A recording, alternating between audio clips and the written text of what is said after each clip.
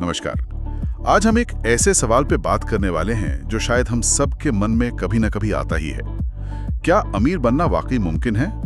और अगर हाँ, तो कैसे? क्या ये बस किस्मत का खेल है या बहुत सारी मेहनत और सही टाइमिंग का नतीजा? या फिर जैसा कि 100 साल से भी ज्यादा पुरानी एक किताब दावा करती है, क्या अमीर बनने का भी कोई सटीक साइंस है, जैसे फिजिक्स या केमिस्ट्री के नियम होते हैं? आज की हमारी ये जो चर्चा है ये आधारित है the science of getting rich, a universal blueprint नाम की किताब के कुछ मुख्य विचारों पर। लेखक थे वैलेस डी वॉटल्स और किताब आई थी 1910 में। सोचिए, उस जमाने में कोई ये कह रहा था कि अमीरी का एक गारंटीड, एक यूनिवर्सल फॉर्मूला है। और मजे की बात यह है कि वॉटल्स कोई बड़े बिजनेसमैन या बैंकर नहीं थे, वो एक विचारक थे, फिलोसोफर। उन्होंने अपने आसपास के सफल और असफल दोनों तरह के लोगों को बहुत ध्यान से देखा, उनका अध्ययन किया और वो एक बड़े चौंकाने वाले नतीजे पर पहुंचे। उनका कहना था कि देखो, पैसा कमाना आपकी फैमिली बैकग्राउंड, आपकी पढ़ाई लिखाई या आप कितने टैलेंटेड हैं, इस पर उतना डिपेंड नहीं करता, बल्कि ये डिपेंड करता है कि क्या आप कुछ खास यूनिवर्सल लॉस को समझकर एक निश्चित तरीके से, मतलब एक सर्टेन वे में काम करते हैं या नहीं। ये तो बहुत बड़ा दावा है ना? बिल्कुल।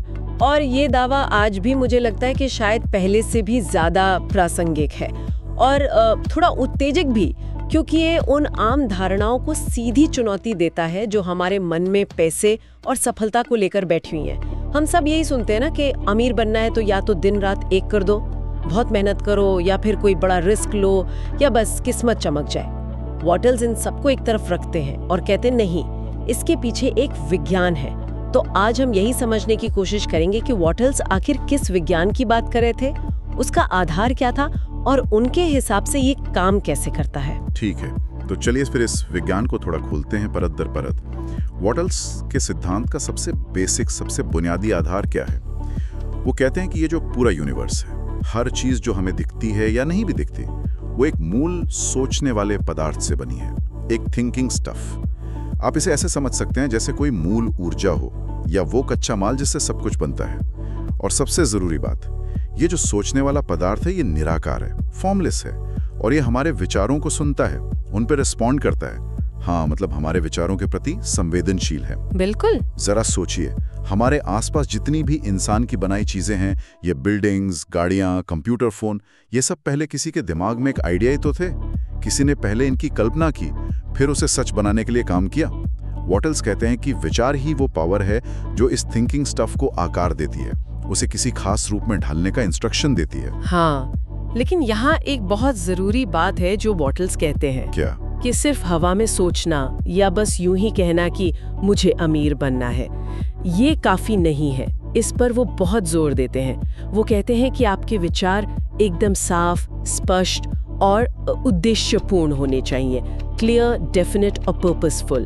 अच्छा, मतलब सिर्फ इच्छा रखना काफी नहीं है? नहीं, आपको एक स्पेसिफिक लक्ष्य तय करना होगा। कितनी दौलत चाहिए, कैसा जीवन चाहिए, और आप उस पैसे के बदले दुनिया को क्या वैल्यू देंगे, क्या सर्विस देंगे। आपके विचारों में एक दिशा होनी चाहिए, एक पक्का इरादा। तो ये जो थिंकिंग स्टफ है, इसका प्रैक्टिकल मतलब क्या हुआ? और विचारों में इतनी क्लैरिटी क्यों जरूरी है? देखिए, वॉटल्स इसे कोई जादू या रहस्य की तरह नहीं देखते थे। वो इसे एक तरह का यूनिवर्सल प्रिंसिपल मानते थे। आज की भाषा में शायद हम इसे फोकस्ड इंटेंशन की पावर कह सकते हैं। विचार सिर्फ दिमागी तरंगे नहीं हैं, उनमें एक क्रिएटिव एनर्जी होती है। जब आप किसी चीज के बारे में पूरी स्पष्टता से, पूरे विश्वास और गहरी भावना के साथ लगातार सोचते हैं, तो आप उस निराकार सोचने वाले पदार्थ को एक क्लियर ब्लूप्रिंट दे रहे होते हैं, एक निर्देश कि भाई इस विचार के हिसाब से ढल जाओ। जैसे कोई मूर्तिकार मूर्ति बनाने से पहले मन में उसका चित्र रखता है। बिल्कुल वही। आपको अपनी मनचाही रियलिटी का एकदम स्पष्ट चित्र रखना होगा। अगर विचार अस्पष्ट हैं, जैसे बस ज्यादा पैसा चाहिए, तो इस पदार्थ को कोई दिशा नहीं मिलती। नतीजा या तो कुछ नहीं मिलता, या जो मिलता है वो भी अस्पष्ट होता है। इसीलिए वॉटल्स कहते हैं कि आपको ठीक ठीक पता होना चाहिए कि आप क्या चाहते हैं। ये कुछ क्वांटम फिजिक्स के ऑब्जर्वर इफेक्ट जैसा लगता है, जहां देखने वाले की चेतना असर डालती है। 3 स्टेप वाला फॉर्मूला, सुनने में शायद आसान लगे, लेकिन वॉटल्स कहते हैं कि इन्हें सही ढंग से करने में ही असली दम है। ये 3 स्टेप्स हैं। विजुअलाइज यानी कल्पना करें, बिलीव यानी विश्वास करें, और एक्ट यानी काम करें। पहला स्टेप विजुअलाइज यानी अपनी मनचाही अमीरी का एक बिल्कुल साफ, डिटेल्ड मानसिक चित्र बनाना। ये सिर्फ ये सोचना नहीं कि मेरे पास बहुत पैसा हो, नहीं, आपको बारीकियों में जाना होगा। कैसा घर, कैसी गाड़ी, बैंक बैलेंस कितना, आप दिन कैसे बिता रहे हैं, कौन सा काम या बिजनेस कर रहे हैं जिसमें मजा भी आ रहा है और पैसा भी। और ये बहुत जरूरी है, आप लोगों को क्या दे रहे हैं, समाज को क्या वैल्यू दे रहे हैं जिसके बदले में आपको ये सब मिल रहा है। हाँ, ये वैल्यू वाला पॉइंट बहुत महत्वपूर्ण है उनके सिद्धांत में। बिल्कुल। वॉटल्स का तर्क था कि हमारा जो सबकॉन्शियस माइंड है और ये यूनिवर्स का थिंकिंग स्टफ, ये अस्पष्ट इशारों पर ठीक से काम नहीं करते। उन्हें एक पक्का नक्शा चाहिए। इसलिए रोज थोड़ा टाइम निकालकर इस मेंटल पिक्चर को अपने मन में एकदम जिंदा करना, उसे महसूस करना, उसमें जीना, ये पहला और सबसे जरूरी कदम है। जैसे आप अपनी सक्सेस की फिल्म देख रहे हो। अब आता है दूसरा स्टेप, और शायद सबसे मुश्किल, बिलीव यानी अटूट विश्वास। एक बार आपने वो क्लियर मेंटल पिक्चर बना ली तो फिर आपको उस पर पूरा भरोसा करना है, बिना किसी शक के, बिना किसी सवाल के। हाँ, और वॉटल्स मानते थे कि ज्यादातर लोग यहीं पर चूक जाते हैं। सही बात है। जैसी वो अपनी आज की हालत देखते हैं, मन में शक आ जाता है, डर आ जाता है, चिंता होने लगती है। क्या ये सच में हो सकता है? मेरे साथ भला कैसे होगा? कहीं मैं सपने तो नहीं देख रहा? ये सारे विचार उनके बनाए हुए मेंटल पिक्चर को धुंधला कर देते हैं, उसकी एनर्जी कम कर देते हैं। हाँ, और वॉटल्स का सुझाव तो बिल्कुल क्रांतिकारी है। वो कहते हैं कि आपको ऐसे सोचना, महसूस करना और बर्ताव करना है जैसे कि वो चीज़ आपको मिल ही चुकी है या कम से कम आपके पास आ रही है, ये पक्का है। ये ज़रूरत या कमी वाली फीलिंग नहीं होनी चाहिए, बल्कि मिल गया या मिल रहा है, और शुक्रगुजारी यानी ग्रैटिट्यूड की भावना होनी चाहिए। अच्छा, मतलब काश मेरे पास वो घर होता की जगह थैंक यू यूनिवर्स, वो घर मेरा बन रहा है या मैं उस घर की तरफ बढ़ रहा हूँ। बिल्कुल। ये जो पॉजिटिव उम्मीद है, ये अटूट विश्वास, वॉटल्स के अनुसार यही वो मैग्नेटिक फोर्स है जो थिंकिंग स्टफ को आपकी मनचाही चीजें आपकी तरफ खींचने पर मजबूर करती है। इसे बनाए रखना ही असली साधना है। हाँ। और तीसरा स्टेप जो इस पूरी प्रक्रिया को जमीन पर लाता है, वो है एक्ट यानी काम करना। यहाँ वॉटल्स बिल्कुल साफ हैं। ये कोई बैठे बैठे ख्याली पुलाव पकाने वाली बात नहीं है। सिर्फ सोचने और विश्वास करने से चीजें टपकेंगी नहीं। हाँ, मतलब एक्शन तो लेना ही पड़ेगा। एक्शन लेना पड़ेगा, लेकिन कैसा एक्शन? वॉटल्स इसे कहते हैं the efficient mode of action, यानी कुशलता से काम करना। इसका मतलब है कि आपको हाथ पर हाथ रखकर बैठना नहीं है। जो मौके आपके विजन से मिलते जुलते हैं और जो आपके सामने आ रहे हैं, उनकी दिशा में आपको एक्टिवली काम करना है। लेकिन ये सिर्फ गधों की तरह मेहनत करना नहीं है, ये कुशल काम है, एफिशिएंट। इसका मतलब है जो काम आज अभी आपके सामने है, उसे अपनी पूरी क्षमता से, पूरी लगन से, बेस्ट तरीके से करो। हर छोटे बड़े काम को अपने फाइनल गोल की तरफ एक कदम समझो। अपनी एनर्जी फालतू की चिंताओं में, शिकायतों में या उन कामों में वेस्ट मत करो जो आपको लक्ष्य की ओर नहीं ले जाते। ये बहुत सोच समझकर एक पर्पस के साथ किया गया एक्शन है। हर कदम आपके विजन से जुड़ा होना चाहिए। सही। और यहीं पर ये तीनों स्टेप्स आपस में जुड़ते हैं, उनका तालमेल बनता है। सिर्फ कल्पना और विश्वास का क्या मतलब अगर आप सही दिशा में कुशलता से काम ही नहीं कर रहे? हाँ, खोखला है फिर तो। और दूसरी तरफ बिना क्लियर विजन और विश्वास के सिर्फ कड़ी मेहनत करना, वो भी तो अक्सर दिशाहीन होता है। उसमें मेहनत तो बहुत लगती है पर रिजल्ट वो नहीं मिलते जो चाहिए। वॉटल्स एफिशिएंट एक्शन पर इसलिए इतना जोर देते हैं क्योंकि ये उस पुरानी सोच को चुनौती देता है जहां सिर्फ हार्डवर्क को ही सब कुछ मान लिया जाता है, भले ही वो मेहनत गलत दिशा में हो रही हो या बेकार तरीके से। हाँ, कुशल काम का मतलब है अपनी एनर्जी, टाइम, रिसोर्स वहीं लगाना जहां वो आपके विजन और विश्वास से पूरी तरह मेल खाते हों। और ये उस थिंकिंग स्टफ वाले आइडिया से भी सीधा जुड़ता है। आपके काम आपके विचारों और विश्वास का फिजिकल रूप है। जब ये तीनों क्लियर विजन, अटूट विश्वास और कुशल काम एक लाइन में आ जाते हैं, तभी वॉटल्स के अनुसार रिजल्ट लगभग पक्का हो जाता है। ये टारगेट फोकस्ड, रिजल्ट ओरिएंटेड कोशिश है, ना कि सिर्फ बिजी दिखने की कोशिश। बिल्कुल ठीक है, तो सिद्धांत तो समझ आ गया, लेकिन इसे रोज की जिंदगी में कैसे उतारें? यहीं पर वॉटल्स कुछ बहुत प्रैक्टिकल मेंटल एटीट्यूड और आदतों की बात करते हैं। इसमें सबसे पहले सही माइंडसेट, ग्रैटिट्यूड और अबंडेंस यानी शुक्रगुजारी और प्रचुरता का भाव। वॉटल्स इस पर बहुत ज्यादा जोर देते हैं। उनका कहना है कि अमीर बनने की प्रक्रिया शुरू करने के लिए आपको कमी वाली सोच से बाहर निकलना होगा। ये जो स्कार्सिटी माइंडसेट होता है ना कि मेरे पास ये नहीं है, वो कम है, इससे निकलकर अबंडेंस माइंडसेट में जीना सीखना होगा। मतलब ये मानना कि दुनिया में बहुत है, सबके लिए है। और इसका सबसे पावरफुल तरीका वो बताते हैं ग्रैटिट्यूड, शुक्रगुजारी। हाँ, आपके पास अभी जो भी है, चाहे वो कितना भी कम क्यों ना लगे, आपकी सेहत, आपके रिश्ते, थोड़े बहुत पैसे, जो भी ज्ञान है, उन सब के लिए गहरा सच्चा आभार महसूस करना। वॉटल्स मानते थे कि ग्रैटिट्यूड का भाव आपको यूनिवर्स की क्रिएटिव शक्तियों से जोड़ता है। ये एक चुंबक की तरह काम करता है जो और अच्छी चीजों को आपकी ओर खींचता है। और इसके उलट लगातार शिकायत करना, दूसरों से जलना या हमेशा ये सोचना कि मेरे पास क्या नहीं है, ये सब आपको और ज्यादा कमी की ओर धकेलता है। दूसरा महत्वपूर्ण कॉन्सेप्ट है इंक्रीज का, यानी वृद्धि। ये एक बहुत गहरा विचार है। हाँ, ये इंटरेस्टिंग है। वॉटल्स कहते हैं कि जीवन का नेचर ही ग्रोथ है, विकास है, विस्तार है। इसलिए आपकी हर एक्टिविटी, हर सोच, हर लेन देन का एक ही मकसद होना चाहिए, इंक्रीज देना, वृद्धि प्रदान करना।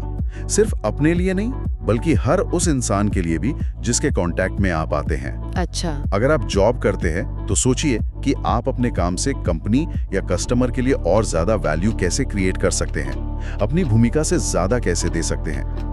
अगर आपका बिजनेस है तो कस्टमर को बेहतर सर्विस, बेहतर प्रोडक्ट या बेहतर एक्सपीरियंस कैसे दे सकते हैं जिससे उनके जीवन में भी इंक्रीज हो। मतलब आपको लगातार अपनी यूटिलिटी, अपनी वैल्यू बढ़ाने पर फोकस करना होगा। बिल्कुल। वॉटल्स मानते थे कि जो लोग सिर्फ पैसा लेने के लिए काम करते हैं या बस जैसे तैसे काम निपटाते हैं, वो कभी सच्ची दौलत हासिल नहीं कर सकते।